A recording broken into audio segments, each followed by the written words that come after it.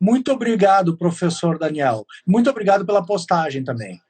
Conexões possíveis entre a moralidade procedimental de Fuller. Sim, professor Daniel. Então, o professor John Finnes, ele acredita que há a necessidade daquelas 8 exigências para que haja o Estado de Direito.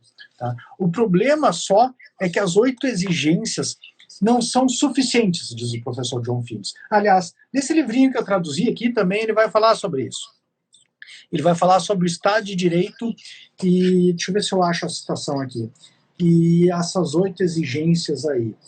No conceito de direito, normalmente quando ele fala de direito, ele fala sobre isso aí. Só que o que acontece? Ele, nesse Lei Natural, Direitos Naturais, ele fala que existe um limite para o Estado de Direito, que é o capítulo 10, ali, que é a lei, e depois deve ser o 5. E aí o que acontece? Nesses limites, ele diz, existem... É bem interessante. Deixa eu mostrar isso aqui. Ó. No começo desse livro, Lei Natural, Direitos Naturais, ele vai fazer uma citação, eu coloquei num vídeo, não sei se já está no ar agora, tá? Que é o seguinte, ele vai dizer o seguinte: existem bens humanos básicos que são fundamentais e que são aspectos da realização para o ser humano. E esses bens humanos básicos só conseguem ser alcançados e realizados pelos seres humanos através de instituições de direito e instituições políticas. Ou seja, daquelas teses que eu estava falando, parece que o professor John Finnes é um institucionalista político, né? Define a justiça das instituições, ele defende, assim como eu defendo, né, que hajam instituições justas. E aí, no capítulo 10 desse livro, no capítulo que ele vai falar sobre justiça, que é o capítulo 7, ele vai dizer assim, ó, nenhum sistema jurídico consegue garantir a justiça se os seus operadores, isto é, juízes, advogados e promotores, eles mesmos não ligarem para a justiça. Então, instituições justas, boas instituições, são necessárias para a realização do ser humano. Contudo, em algumas situações, como por exemplo no judiciário, se os operadores do direito não estão nem um pouco respeitosos com a justiça, não se preocupam com a justiça, eles podem distorcer as leis, né? Podem fazer o que quiser, e aí vai dar problema. Podem, inclusive, se corromper. Contudo, no capítulo 10 aqui do Lei Natural, ele vai dizer, vai falar a respeito das exigências do Estado de Direito, e aí ele está fazendo menção específica, professor, ao Lon Fuller, The Morality of Law, as 8 exigências do Lon Fuller.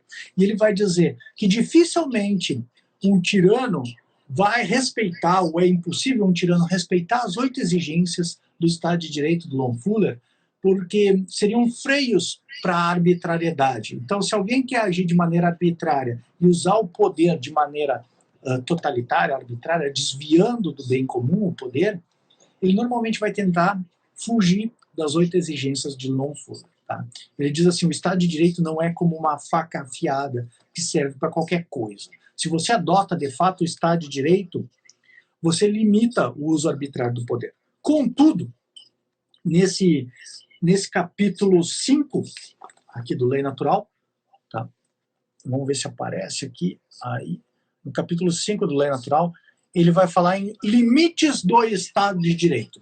E aqui foi o pulo, né, que sugeriu a minha tese. A diferença entre o que o professor John Finnes defende e o que eu defendo é que o professor John Finnes, ele vai dizer o seguinte, né? Eu até acho que eu posso citar aqui para vocês, ó.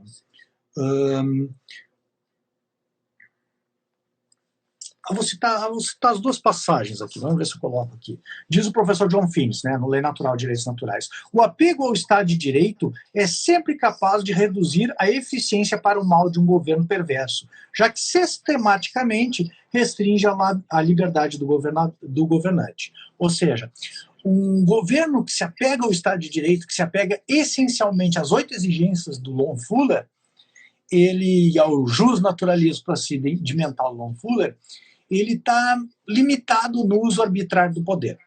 Contudo, diz o professor John Finnes no parágrafo seguinte, a isso devemos acrescentar que, até vou ler aqui, porque ele vai citar o Lon Fuller, vou ler todo o parágrafo. A isso, no entanto, devemos acrescentar algo que não foi suficientemente explanado na explanação de Fuller, da virtude do Estado de Direito, mas que não foi ignorado por Platão. Ou seja, aqui ele vai começar uma crítica ao Fuller, né? Ele defende o Fuller, só que ele diz assim, olha, isso aqui tem um limite, não é assim 100%, né?